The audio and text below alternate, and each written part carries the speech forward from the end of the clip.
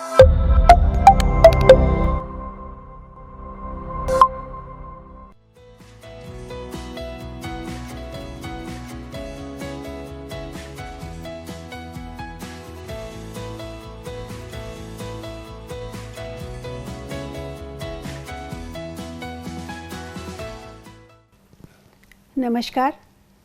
मैं डॉक्टर क्षमा पांडे, महात्मा ज्योतिबा फुले रुहेलखंड विश्वविद्यालय बरेली। आज के अध्ययन का प्रकरण है अनौपचारिक एवं औपचारिक पत्र। इस पाठ के सीखने के अपेक्षित उद्देश्य इस प्रकार हैं।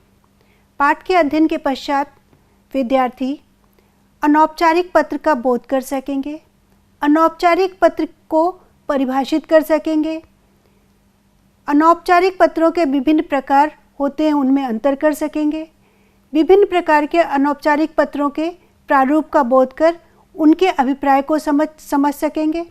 इसके साथ ही अनौपचारिक पत्र एवं औपचारिक पत्रों में विभेद कर सकेंगे।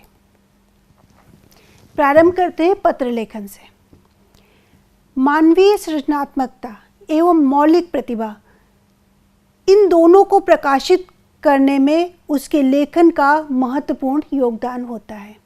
उसके लेखन से उसके व्यक्तित्व की झलक मिलती है, अर्थात लेखन से उसका व्यक्तित्व प्रतिबिंबित होता है, जिसे पढ़कर बाह्य जगत प्रभावित होता है। और यदि यह लेखन किसी विधा से संबंधित हो तो और अधिक महत्वपूर्ण हो जाता है।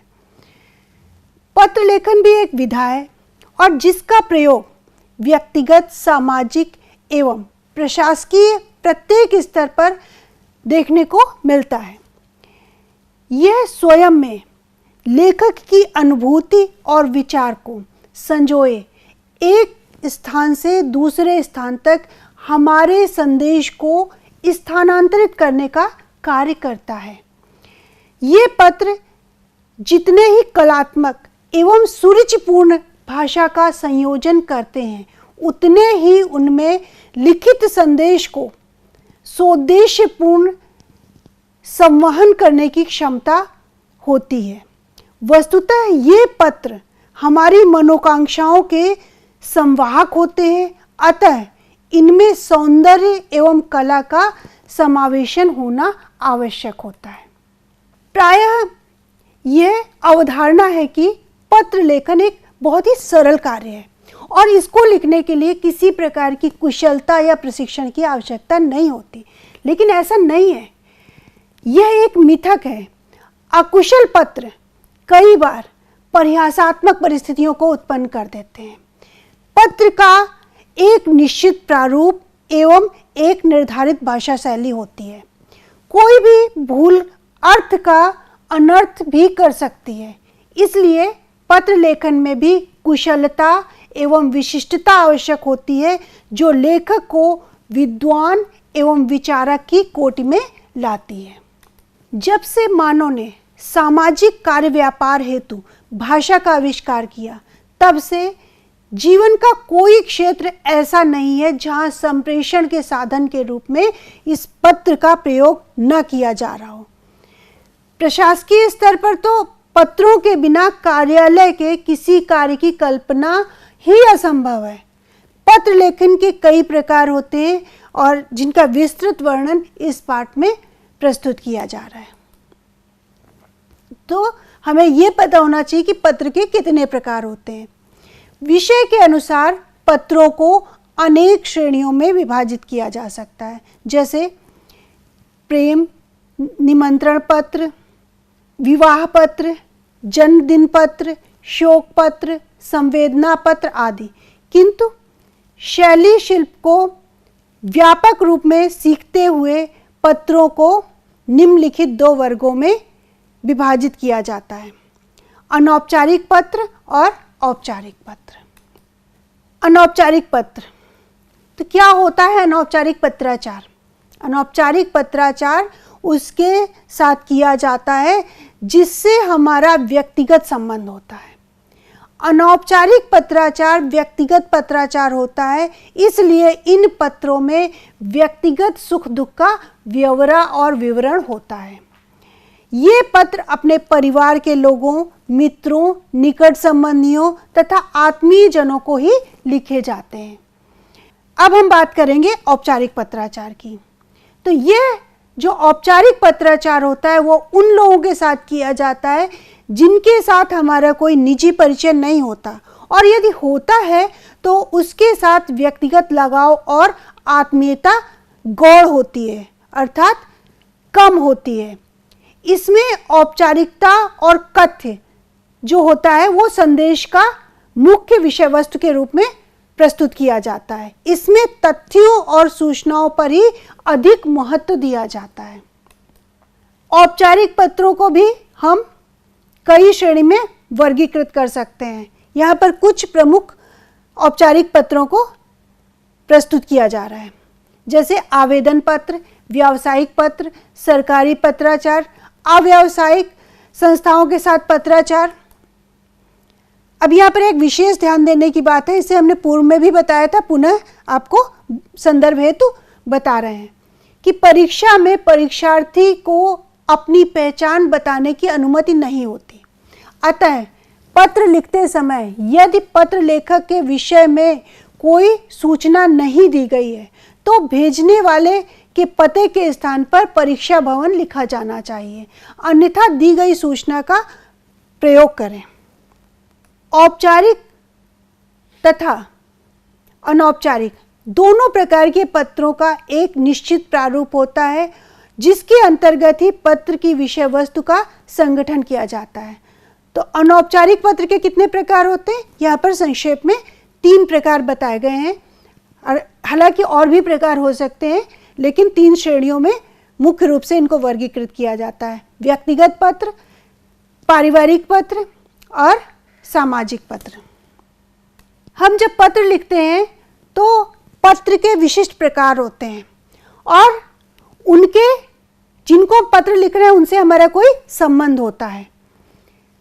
तो यहाँ पर जिस प्रकार का पत्र होता है उसी प्रकार के हम उनके लिए आदर सूचक संबोधनों का प्रयोग करते हैं। तो यहाँ पर एक सारणी दी गई है जिसमें बताया गया है कि अगर पत्र व्यक्तिगत प्रकार का है तो उसमें हम किस किस को भेज सकते हैं, हमारे संबंधी कौन कौन से हो सकते हैं, और उनका आरंभ किन आदर सूचक शब्दों के साथ किया जाना चाहिए, और समापन के लिए किन विशेष शब्दावलियों का प्रयोग किया जाना चाहिए। जैसे व्यक्तिगत पत्र है तो यहाँ पर हम किसको किसको भेज सकते हैं, माता पिता, बड़े भाई अथवा बहन तथा आदरणीय संबंधियों को। ठीक है, अब हम आरंभ कैसे करेंगे, तो कौन से शब्द प्रयोग में लाए जाते हैं जो उनके संबोधन के लिए होते हैं, जैसे माननीय, आदरणीय, पूजनीय, पूज्य, परम श्रद्धेय और परम आदरणीय। इसके अलावा भी और शब्द भी हो सकते हैं जो आदरणीय सूचक हों। और समापन हम किस प्रकार करते हैं, कौन से शब्दों का प्रयोग करते हुए, आपका सदैव आज्ञाकारी, स्नेह पात्र, स्नेह भाजन, सेवक, कृपा पात्र, स्नेहाकांक्षी या स्नेहाधीन। तो यहाँ पर हम पहले संबंध को निर्धारित करेंगे, उसके आधार पर हम आरंभ में आदरणीय सूचक शब्दों का प्रयोग करेंगे और समापन में उसी के अनुकूल शब्दों का प्रयोग किया जाएगा। अगर मित्र या सहपाठी को पत्र लिख रहे हैं तो आरंभ के लिए हम कौन से शब्दों का इस्तेमाल करते हैं, प्रिय मित्र, मित्रवर, प्रिय बंधु, बंधुवर या प्रिय। और समापन के लिए किन शब्दों का प्रयोग करेंगे, तुम्हारा अपना ही, अभिन्न प्राण, अभिन्न हृदय, मित्र या चिर स्नेही, चिर शुभाकांक्षी। अगर हम पत्नी या पति के संदर्भ में बात करें तो उसमें किस प्रकार के शब्द प्रयोग करते हैं जब उनके लिए आपस में पत्र लिखते हैं, प्रिय प्राण, प्रियतमे, प्राण वल्लभे, प्रिय या चिर सहचरी, प्राणेश्वरी, प्रिय इत्यादि इस प्रकार के शब्द हम प्रयोग में लाते हैं। और इनका समापन इस प्रकार से करते हैं, चिर संगनी, अभिन्न हृदया, तुम्हारा ही या तुम्हारी ही।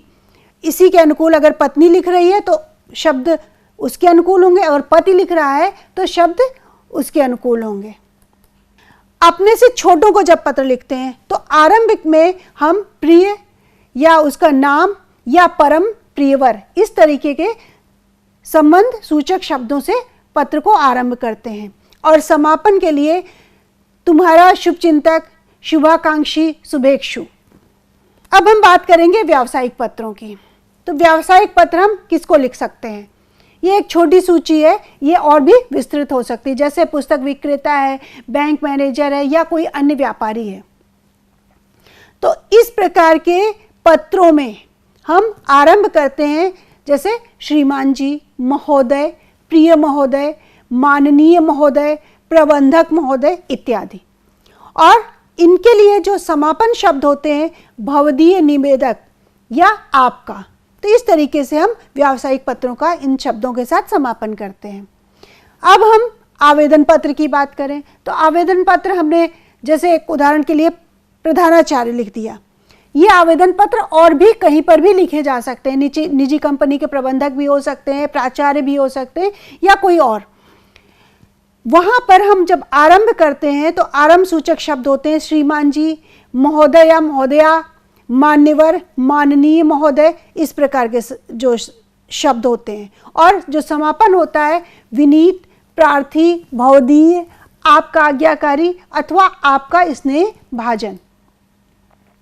अगर कोई संबद्ध अधिकारी है तो उसके लिए कौन से शब्द इस्तेमाल होंगे? मान्य या माननीय महोदय, मान्यवर, और समापन हेतु प्रयुक्त शब्द भवदीय, विनीत, आपका स्नेह भाजन या कृपाकांक्षी। कार्यालय के पत्र।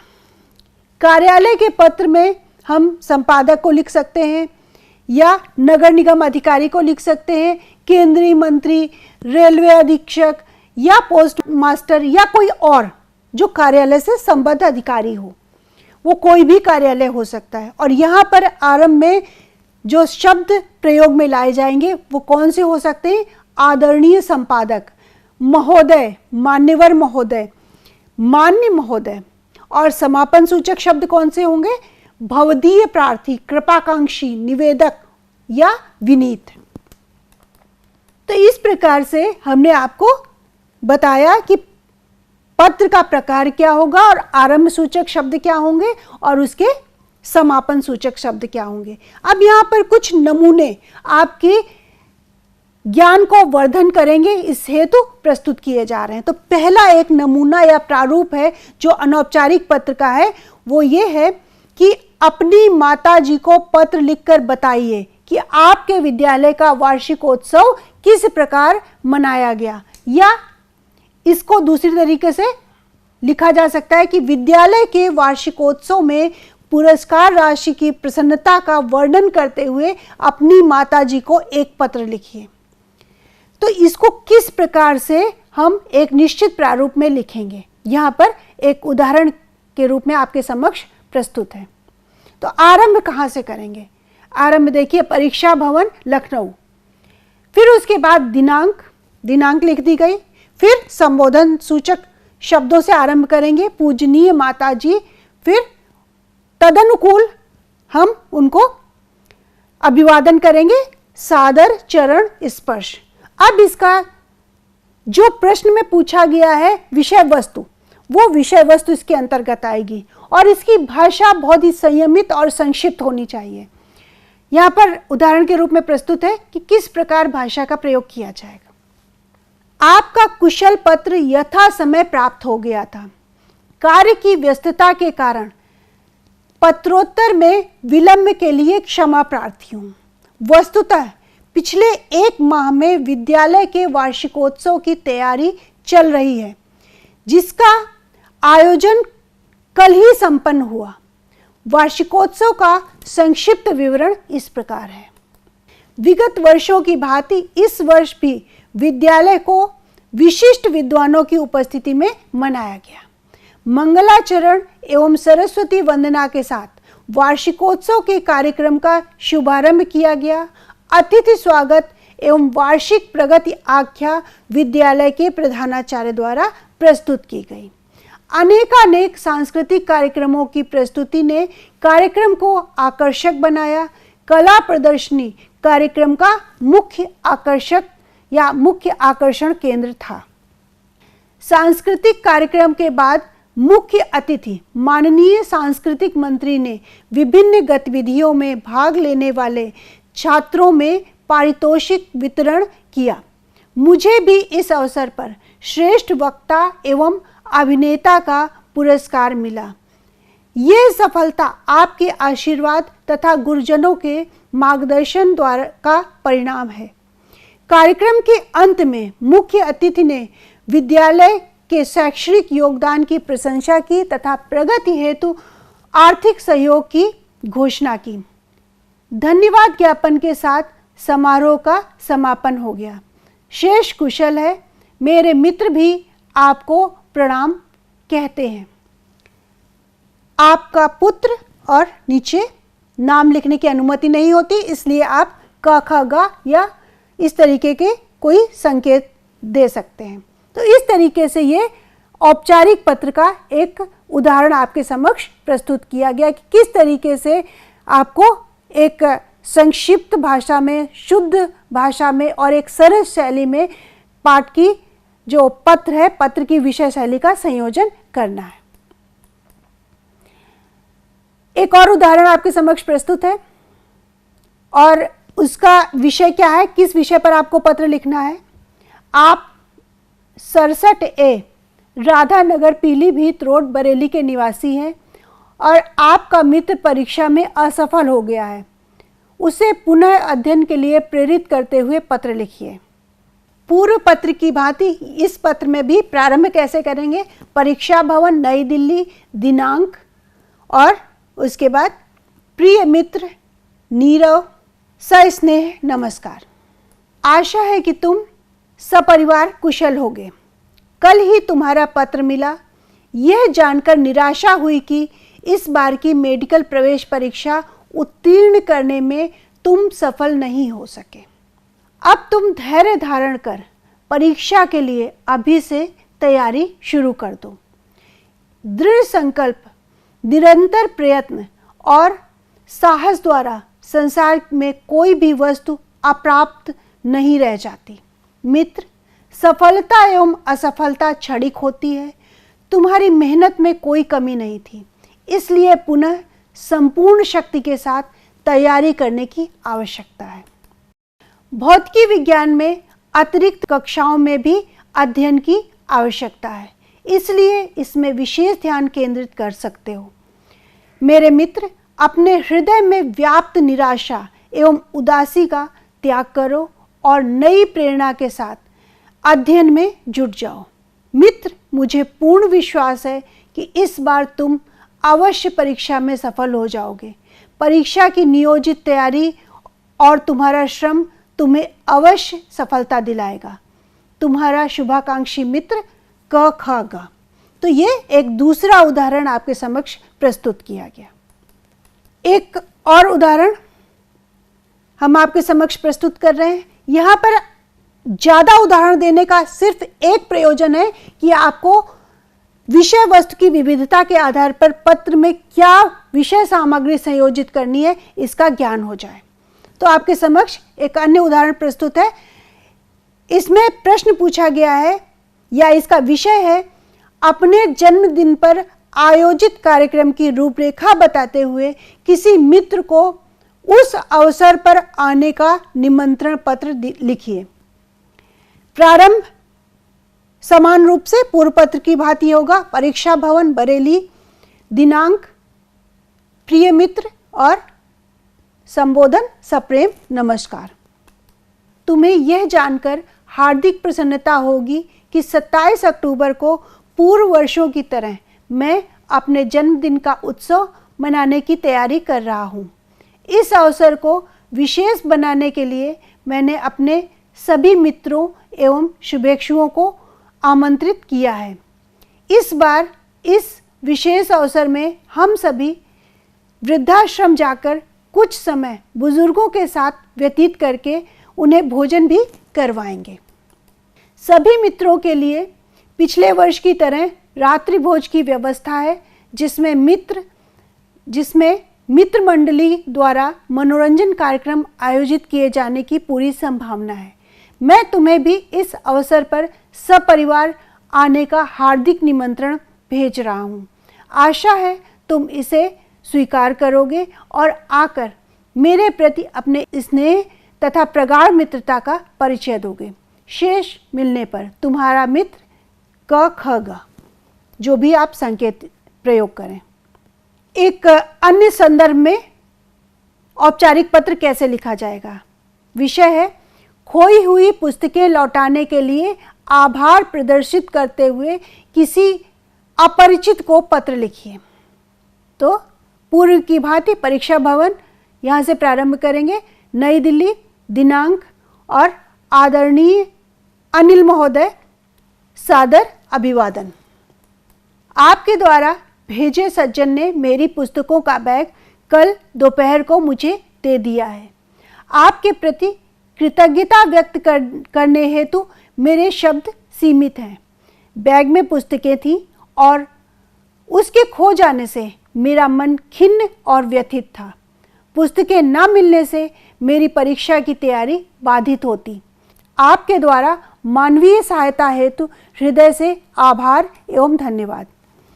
बात यह हुई कि मैं परसों रात बस द्वारा बरेली से दिल्ली के लिए चला। प्रातःकाल दिल्ली पहुंचने पर जल्दबाजी में मैंने सामान की अटैची तो उतारी, लेकिन पुस्तकों का बैग छूट गया। घर पहुंचने पर जब मुझे याद आया तो मेरे पैरों तले जमीन खिसक गई। उल्टे पांव बस अड्डे आया और लोगों से पूछताछ की, परंतु कुछ न पता चला। घर लौट आया। अब मेरे पास पश्चाताप करने के अतिरिक्त कुछ भी शेष न था। इसी उधेड़बुन में था कि आपके द्वारा भेजे गए सज्जन देवदूत की तरह पहुंच गए। वे इतनी जल्दी में थे कि बैग देकर एकदम अदृश्य हो गए। मैं उनका यथोचित सत्कार भी न कर सका। मैं पुनः आपकी इस कृपा के लिए आभार प्रकट करता हूँ और कष्ट के लिए क्षमा मांगता हूँ। भवदीय। नीचे संकेत सूचक नाम। इस प्रकार आपके समक्ष हमने अनौपचारिक पत्र के विभिन्न प्रारूप या उनके नमूने प्रस्तुत किए। अब प्रारंभ करते हैं औपचारिक पत्र। तो विषय लेते हैं अपने प्रधानाचार्य को छात्रवृत्ति के लिए एक आवेदन पत्र लिखिए। तो प्रारंभ कैसे करेंगे? समान रूप से अनौपचारिक पत्रों की तरह परीक्षा भवन लखनऊ, दिनांक, फिर प्रधानाचार्य नवजीवन स्कूल, मनोहर विहार, बरेली। माननीय महोदय, विषय छात्रवृत्ति के लिए आवेदन। कल कक्षाध्यापिका श्रीमती विमला गंगवार द्वारा यह सुनकर अत्यंत प्रसन्नता हुई कि विद्यालय के प्रत्येक छात्र छात्राओं को छात्रवृत्तियां दी जाएंगी जिन्होंने 90% अंक के साथ सांस्कृतिक गतिविधि में विशिष्टता अर्जित की है। विनम्र निवेदन है कि मैंने 91% अंक अर्जित किए हैं। साथ ही वार्षिक अंतर विद्यालयी वाद विवाद प्रतियोगिता में प्रथम स्थान प्राप्त किया है। इस प्रकार मैं अर्ह अभ्यर्थी हूँ, अतः मुझे छात्रवृत्ति का गौरव प्रदान किया जाए। आशा है कि आप मुझे छात्रवृत्ति की उपर्युक्त सुविधा प्रदान करने की अनुमति प्रदान करके मुझे अनुग्रहित करेंगे। मैं आपका सदैव आभार मानूंगा। सधन्यवाद। आपका आज्ञाकारी शिष्य क ख ग, कक्षा अष्टम आ। तो इस प्रकार से छात्रवृत्ति का ये प्रारूप आपके समक्ष प्रस्तुत किया गया। अब दूसरा पत्र लेते हैं। इसका विषय है बीमारी के कारण परीक्षा न दे सकने पर प्रधानाचार्य को चिकित्सा अवकाश के लिए एक आवेदन पत्र लिखिए। परीक्षा भवन, नई दिल्ली, प्रधानाचार्य महोदय, राजकीय कन्या विद्यालय, बरेली, दिनांक। माननीय महोदय, विषय चिकित्सा अवकाश के लिए आवेदन। सविनय निवेदन है कि मैं आपके विद्यालय की 10वीं कक्षा का छात्र हूँ। विगत 2 दिनों से मुझे ज्वर है। चिकित्सक ने इस ज्वर को टाइफाइड बताया है। इस ज्वर के कारण मैं लगभग आगामी 10 दिन तक विद्यालय आने में असमर्थ हूँ। ज्वर के कारण मैं कमजोरी अनुभव कर रहा हूँ। इस कारण मैं 3 नवंबर से 9 नवंबर तक होने वाली अर्धवार्षिक परीक्षा में सम्मिलित नहीं हो पाऊंगा। अतः आपसे प्रार्थना है कि मुझे 1 नवंबर से 10 नवंबर तक चिकित्सा अवकाश प्रदान करें। आपकी अत्यंत कृपा होगी। आपका आज्ञाकारी शिष्य क ख ग 10वीं अ। अब दूसरा प्रारूप आपके समक्ष प्रस्तुत है आवेदन पत्र का। तो ये कैसे करते हैं, यहाँ पर प्रारंभ कैसे करेंगे, पद जिसके लिए आवेदन किया जा रहा है। तो पद मान लेते हैं निम्न श्रेणी लिपिक हिंदी। अब इसके लिए हम किस तरीके से प्रारूप बनाएंगे। नाम, सबसे पहले नाम आएगा, फिर पिता का नाम, फिर जन्मतिथि, और जन्मतिथि के बाद जो वर्तमान पता है वो लिखा जाएगा, और उसके बाद स्थायी पता। ये आपके समक्ष प्रस्तुत है, इसे बताने की आवश्यकता नहीं है। फिर क्या आप अनुसूचित जाति या जनजाति से संबंधित हैं, तो आपका उत्तर हाँ या नहीं होगा, और यदि हाँ तो जाति का नाम लिखा जाएगा। क्या आप भारतीय नागरिक हैं, यदि नहीं तो अपनी नागरिकता लिखिए, और योग्यता या अर्हताएं। यहाँ पर योग्यता या अर्हताएं पद के अनुरूप ही लिखी जाएंगी। तो वहाँ क्योंकि ये निम्न श्रेणी लिपिक के लिए आवेदन पत्र का प्रारूप है, इसलिए यहाँ पर कक्षा 12 और कक्षा BA या स्नातक का उल्लेख किया गया, और उसकी श्रेणी, वर्ष और किस बोर्ड से संबंधित है और विषय क्या है, इनका उल्लेख किया जाएगा। फिर आगे सारी योग्यताओं देने के पश्चात मेरे द्वारा आवेदन पत्र में दी गई सूचनाएं सत्य हैं, तो ये हम घोषणा करते हैं, तो ये लिखा जाता है। उसके बाद आवेदक के हस्ताक्षर और फिर नाम और दिनांक। इस तरीके से आवेदन पत्र का ये प्रारूप होता है। प्रस्तुत पाठ में पत्र के विभिन्न प्रकारों को स्पष्ट किया गया। विषय के अनुसार पत्रों को अनेक श्रेणियों में विभाजित किया जा सकता है, जिसमें औपचारिक तथा अनौपचारिक पत्र प्रमुख होते हैं। पुनः अनौपचारिक तथा औपचारिक पत्र के विभिन्न प्रकारों को वर्णित करते हुए उनके प्रारूप इस पाठ में प्रस्तुत किए गए। पत्र के लिए प्रयोग किए जाने वाली विशिष्ट शब्दावलियों को पत्र के प्रारूप के अनुकूल एक विशिष्ट सारणी में प्रदर्शित किया गया।